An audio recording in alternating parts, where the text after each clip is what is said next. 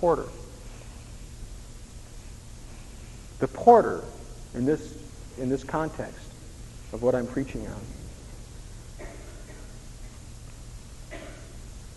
is oversight.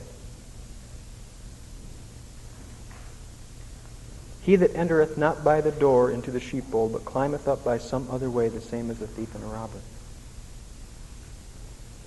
In this context, that's not speaking about salvation, climbing over the wall, This is speaking about leadership in this context. Was not Absalom a thief and a robber? He stole his father's authority, or attempted to.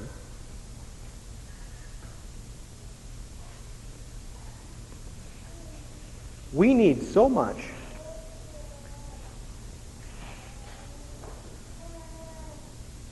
good, godly oversight in our lives that I cannot stress it enough. I am so blessed that Ted is going to Anchorage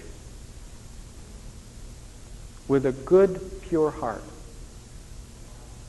to try to be a strength to his oversight, to try to be a support in this time of trial.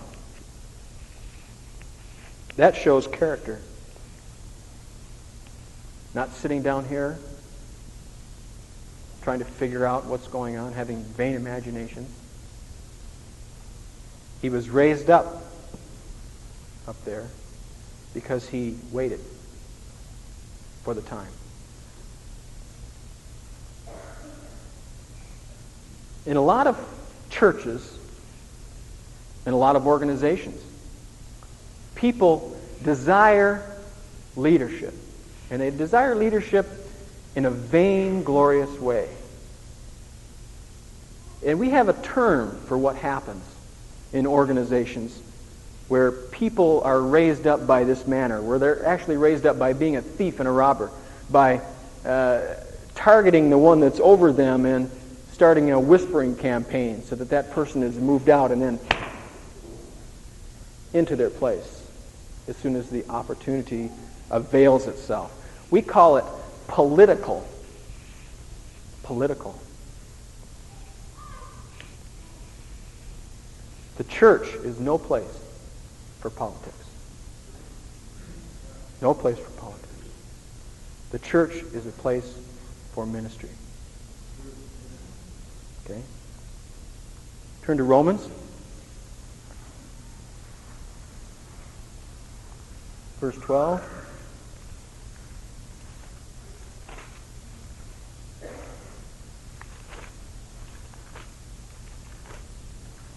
I don't like to say the chapters too early because some of you guys out there know where I'm going when I say the chapters.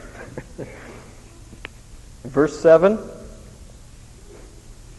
Paul's talking about ministry. Go up to verse 6. He says, having them gifts differing according to the grace that is given to us, whether prophecy, let us prophesy according to the proportion of faith. Then, or ministry, let us wait on our ministry. Let us wait on our ministry. Let us wait on our ministry. Okay, that doesn't mean wait in the sense of sitting there waiting, come down here to the auditorium at 6 o'clock in the morning and sit there until Ted goes home and then just do that and do that and do that and do that and do that for years on end until Ted comes down and says, okay, now this is the time. That's not the waiting. The waiting is waiting like on tables.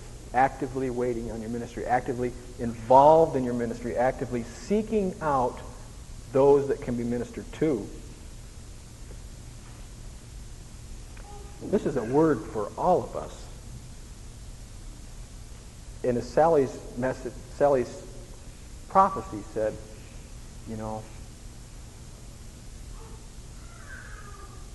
that persons here had downcast hearts. I don't know of any way that's better to get rid of your downcast heart than to look for somebody else that needs to be ministered to and minister to them. I just don't know of any way that's better. It's happened to me every time, that I'm smart enough to think, how am I going to get out of this downcast mood the Lord speaks to me to look for somebody that's more downcast, to cheer them up, just to visit them, just to talk to them. You know, I get a kick out of going down and talking to old John down there, down to the old folks' home, because he's always cheerful, you know, always cheerful. And it's because he cares about people. He really cares about them. And he prays for the people in the homes, you know. Whenever I walk in there, boy, he's so glad to see me, you know. He's a man who has truly learned to minister and be a servant. He never married, John did. Never ever married in his life. He lived as Paul did. But he was faithful to the church. And he ministered, and he played in the orchestra, and he went where they wanted him to go, and he did what he had to do. He cleaned the church. He did all of the things that we all know so well, things that are important to all of us. I don't know of any way better to cheer up a grieving heart than to minister.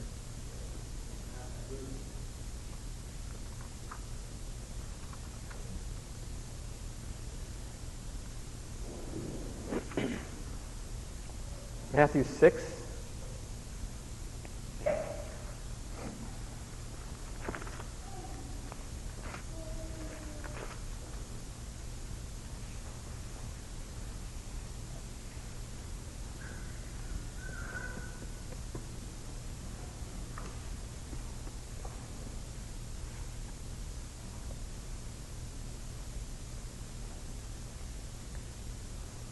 After this manner, therefore, pray ye, Our Father, which art in heaven, hallowed be thy name.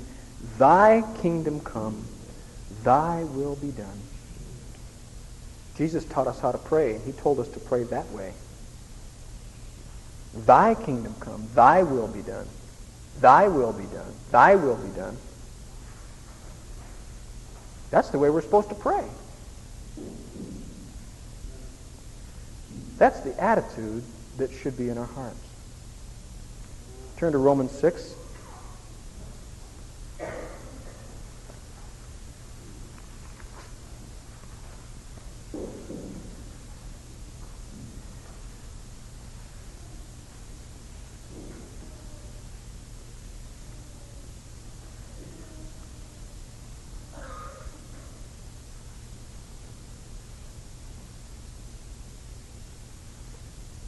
Neither yield ye your members as instruments of unrighteousness unto sin, but yield yourselves unto God as those that are alive from the dead, and your members as instruments of righteousness unto God. James 4 and 7.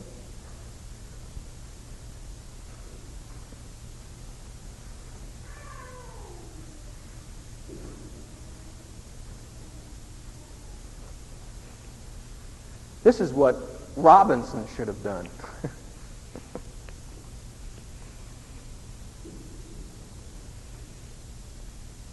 Submit yourselves, therefore, to God.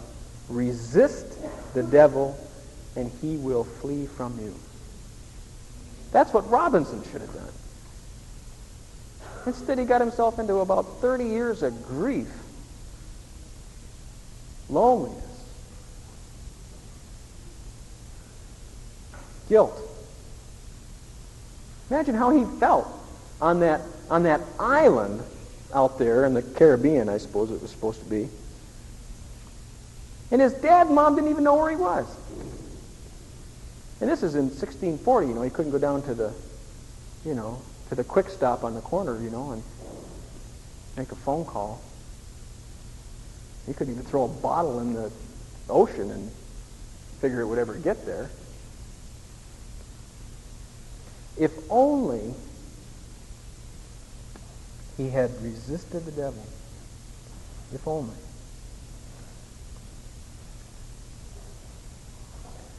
So this is my word to you.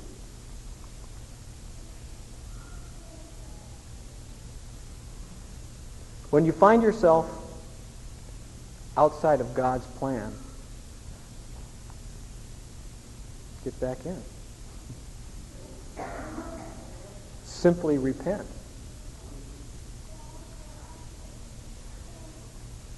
God's timing, just hang in there. You know, people above you can make mistakes.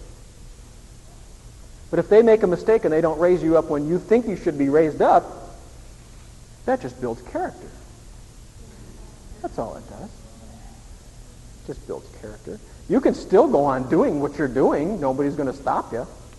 You know. Nobody's going to stop you from scrubbing the floor in the church just because you're not recognized as the official floor scrubber. You can still go right on doing that.